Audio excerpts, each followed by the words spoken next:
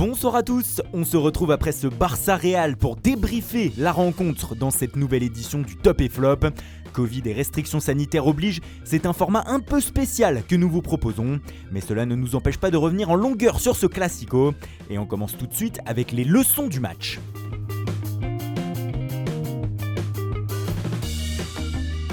La première leçon, c'est que tout simplement nous avons vu un classico de bonne facture cet après-midi. On s'inquiétait du niveau des deux mastodontes espagnols avant le match, après leurs défaites respectives du week-end dernier. Mais finalement, le Barça et le Real nous ont proposé de belles choses au Camp Nou. La première période notamment a été superbe avec des occasions des deux côtés et surtout 2 buts en 8 minutes. Par la suite, la rencontre a été vivante, les deux équipes étant au point techniquement. Il n'y a pas eu beaucoup de fautes aussi, ce qui n'a pas haché le jeu. On peut le dire, on a pris du plaisir devant ce choc. Deuxième leçon, Zinedine Zidane s'est offert un peu de répit avec cette magnifique victoire. Critiqué avant la rencontre et les deux défaites contre Cadix et le Shakhtar, le technicien français a encore une fois montré qu'il savait relever son équipe aux moments importants. Une victoire 3-1 et surtout le retour du Real à la première place de la Liga avec désormais 6 points d'avance sur son adversaire du jour. Le titre est loin d'être joué, mais Zidane et les siens ont pris une belle option en ce début de saison, ce qui devrait ravir les dirigeants de la Casablanca. Troisième leçon, que serait le Real Madrid sans Sergio Ramos ? Incertain avant le coup d'envoi, le capitaine a encore montré la voie ce samedi pour ramener la victoire du Camp Nou. Au-delà de son but, le défenseur central a été énorme derrière et a prouvé une nouvelle fois qu'il y avait un Real avec Ramos et un Real sans Ramos, comme contre Cadix et le Shakhtar. Encore une fois, quand le bateau tangue, le capitaine est toujours là et redresse le navire.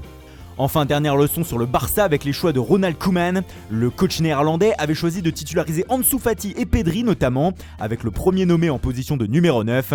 Ça n'a pas payé au niveau du résultat, mais il n'y a pas tout à jeter non plus pour les Catalans ce soir. Surtout avec Ansu Fati qui réalise un début de saison tonitruant et qui s'impose petit à petit comme un des indispensables du 11 barcelonais. La jeunesse arrive en force au FC Barcelone, peut-être au détriment de Griezmann et Dembélé.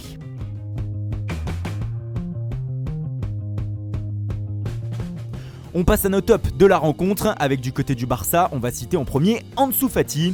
La nouvelle pépite du FC Barcelone semble déjà indispensable au sein du 11 de Ronald Koeman. Il provoque, joue juste et prend des risques. Et ça paye, c'est lui qui a égalisé pour le Barça en devenant au passage le plus jeune buteur de l'histoire des Classicos. Fati peut être indispensable comme l'est toujours Lionel Messi. Le lutin argentin a encore été précieux dans le jeu offensif de son équipe, même si cela n'a pas suffi ce soir. Il a notamment buté en première période sur un grand Thibaut Courtois. On peut souligner aussi le bon match de Serginho Dest. Le latéral américain a été solide et a apporté offensivement, prometteur pour l'avenir. Côté Real, on l'a déjà mentionné, mais Thibaut Courtois a été un des grands artisans du succès madrilène. Le Belge a réussi notamment une superbe parade face à Messi. Au milieu, Federico Valverde a été énorme, surtout lors du premier acte. Buteur, l'Uruguayen a aussi été très bon dans les duels et la récupération du ballon au milieu. Karim Benzema a aussi réalisé un bon classico. Le Français n'a pas raté grand chose au Camp Nou ce samedi. Même s'il n'a pas marqué, l'ancien Lyonnais a parfaitement orienté le jeu de son équipe et a offert une passe décisive à Valverde. Enfin, mention pour le héros du jour, Sergio Ramos, buteur sur penalty et qui a encore une fois offert la victoire aux siens.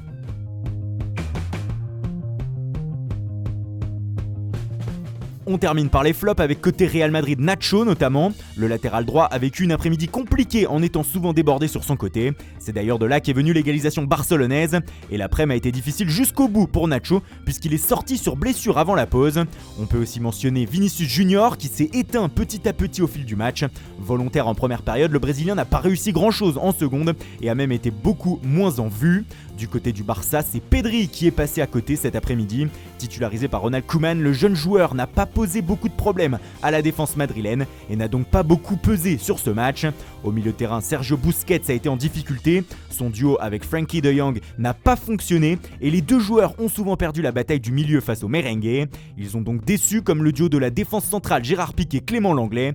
Les deux ont souvent été pris dans le dos comme sur le premier but de Valverde, mais surtout, ils ont fait quelques erreurs coupables comme lorsque le Français a accroché Ramos à l'heure de jeu dans la surface, provoquant le pénalty de la victoire. Voilà, c'est tout pour ce Barça Real. N'hésitez pas à nous dire dans les commentaires ce que vous avez pensé de ce match, ainsi que de nos tops et flops.